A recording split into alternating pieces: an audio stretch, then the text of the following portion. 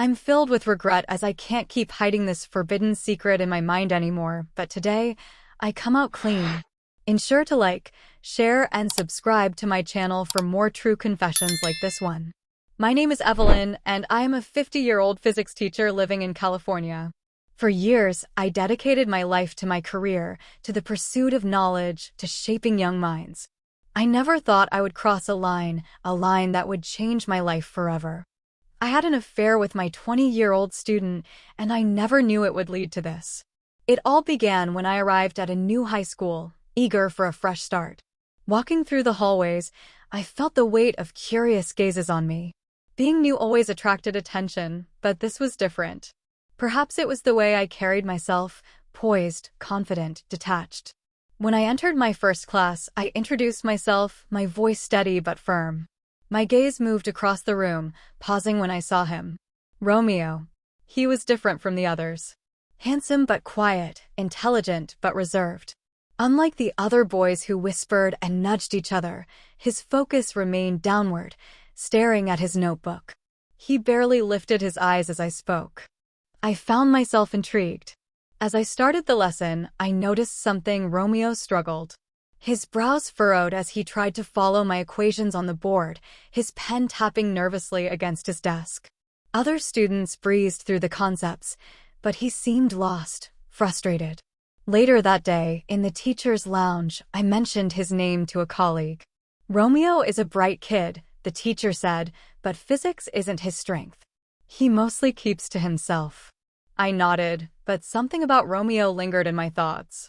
His quiet presence, his frustration in class, the way he seemed buried in his own world. That evening, as I graded papers in my empty classroom, Romeo walked in. He hesitated at the door before finally speaking. "Miss Evelyn, He cleared his throat, looking embarrassed. "I need help with physics." I smiled, gesturing for him to sit. That was how it started. Every day after school, Romeo stayed behind for tutoring sessions. At first, the conversations revolved around Newton's laws and gravitational forces, but as the days passed, they became more than just academic discussions. He asked about my life, my experiences. He listened, not like a student obeying his teacher, but like someone who genuinely wanted to know me. And then, something changed. I wasn't just intrigued by him anymore. I was drawn to him. The way he ran a hand through his dark hair when he was frustrated, the intensity in his eyes when he finally understood a concept. He wasn't just smart, he was thoughtful, different, intoxicating in a way I never expected. And I saw it in him too, the way he started looking at me. I never expected this. It started as nothing more than a simple act of guidance, one student struggling, one teacher willing to help. I told myself that over and over again. But as I sit here now, replaying the moments that led me to this point, I realize how blind I was. It all began after class one afternoon. The students had left, their voices fading down the hallway, but Romeo remained behind, his eyes fixed on the open textbook in front of him, his frustration clear. I watched him for a moment before walking over. "Still struggling?" I asked. He looked up at me, just for a second, before dropping his gaze back to the book. "Yeah," he admitted, rubbing the back of his neck. "It's like no matter how hard I try, it just doesn't make sense." I hesitated. I knew better than to get too involved, but something about the way he sat there, shoulders tense, brows furrowed, made me want to help. "I can tutor you after school if you'd like," I offered. He hesitated, then nodded. "That would be great, actually." "Thank you, Ms. Evelyn." And just like that, a routine began. At first, it was all professional. I explained the concepts, he listened, and together we worked through problems. I was his teacher. He was just a student. That was all. But something lingered in the air, something I didn't want to name. Romeo was different from the other students. He wasn't just handsome, he was mature beyond his years, thoughtful, reserved. He didn't speak just to fill the silence. When he listened, he really listened. And when he looked at me, it wasn't with the fleeting admiration that young boys had for their teachers. It was something else. I ignored it. I told myself it was just my imagination. But as the days passed, I caught myself looking forward to our sessions a little too much. One evening, after what had become our usual after-school tutoring, I closed my textbook and glanced at him. "You're improving a lot," I said, expecting him to nod and pack up his things like always. Instead, he closed his book and looked at me, his expression unreadable. "You're the only one who makes this make sense," he said, his voice quiet. I should have brushed it off. I should have responded with a simple, polite acknowledgement and moved on. But something about the way he said it made my breath catch. I forced a smile. That's what teachers are supposed to do. But I felt it. The shift. The way his gaze lingered a moment too long, the way my own heartbeat betrayed me. I stood abruptly, clearing my throat, forcing myself back into the role I had so carefully built. "We should wrap up for today. You've made a lot of progress." Romeo nodded, but he didn't look away. Then, as I reached for my bag, he stepped closer. Before I could react, he leaned in and pressed a soft, unexpected kiss on my cheek. I froze. My mind told me this was wrong, but my body betrayed me. I liked it. I liked it too much. It felt like a spell, but we did it twice at that spot. I wished it didn't stop. My breath caught. My pulse raced. I could still feel the warmth of his lips against my skin. He was so close, so attractive, and for a brief moment, I wanted to turn my face, to let the moment slip past logic and reason. But I didn't. I swallowed hard and stepped back, trying to regain control. "Romeo, you shouldn't." He looked at me, his expression unreadable. "I know," he said simply. And yet, there was no regret in his eyes. As I walked away that night, my hand brushed over the spot where he had kissed me. I knew this was dangerous. I knew I should put an end to it before it went any further. But deep down, I wasn't sure if I wanted to. The rain drummed softly against the classroom windows, casting a gray haze over the empty school grounds. The last of the students had already left, their laughter and chatter fading into the distance. I exhaled, rubbing my temples as I stacked the papers on my desk, trying to shake the unease creeping into my chest. I didn't realize he was still there until I felt his presence, silent but steady. I turned slightly and saw Romeo, standing near the doorway, watching me. His dark eyes held something I couldn't quite name, something that made my pulse quicken. "You look different today," he said softly. I stiffened, caught off guard. His voice was lower, more certain. I turned back to my desk, willing my hands to stay steady. "You should head home," I said, forcing a neutral tone. But even to my own ears, my words lacked conviction. Romeo didn't move. Instead, he took a slow step forward. A shift in the air. A silent acknowledgement of the boundary neither of us had spoken about, yet both of us felt creeping closer. I swallowed, gripping the edge of my desk as I finally looked up at him. His gaze was unwavering, calm, intense. He wasn't the unsure student who struggled with physics anymore. No, the look in his eyes held a quiet boldness, as if he had already made a decision. He took another step. "Evelyn," he murmured. My breath caught. He had never said my name before. It was always Miss Evelyn. Always professional, always distant. But now, here, in the quiet of this empty classroom, he said it as if it meant something more. I should have stopped him. I should have stepped away. But I didn't.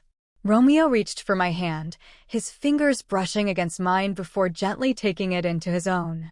His touch was warm, steady, grounding. And still, I didn't pull away. My heart pounded, my breath coming uneven as the weight of the moment settled around us. I knew this was dangerous. I knew this was wrong. And yet, the air between us crackled with something I had long forgotten how to feel. His thumb moved slightly, tracing small, slow circles against the back of my hand. I let him. I didn't know who leaned in first. All I knew was that 1 second we were standing apart, and the next, his lips were on mine. Soft, searching, hesitant at first, but when I didn't resist, he deepened the kiss. A shiver ran through me as my fingers curled into the fabric of his shirt. He tasted of something fresh, something young and intoxicating, something that made me forget every logical thought I had tried so hard to hold on to. For a moment, I let myself sink into it. For a moment, I forgot where we were, who we were supposed to be. But then, a sudden noise shattered the silence. The door creaked open, and the school janitor stepped inside, pushing a mop bucket.